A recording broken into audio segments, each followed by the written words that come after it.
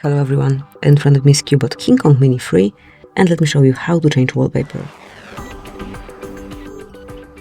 First unroll the list of all apps and go to settings. Then find and select display. Now choose wallpaper at the top of the list and then select the source from which you want to select the picture that will cover your screen.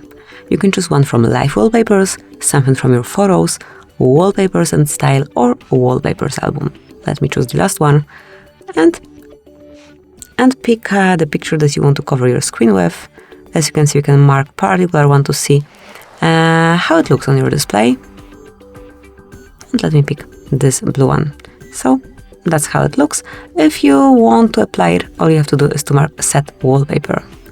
Finally, decide if it's for your home screen only, just your lock screen, or both. And let me pick the third option. And that's it. As you can see, it is covering both home and lock screen. Thank you for watching. Please subscribe our channel and leave the thumbs up.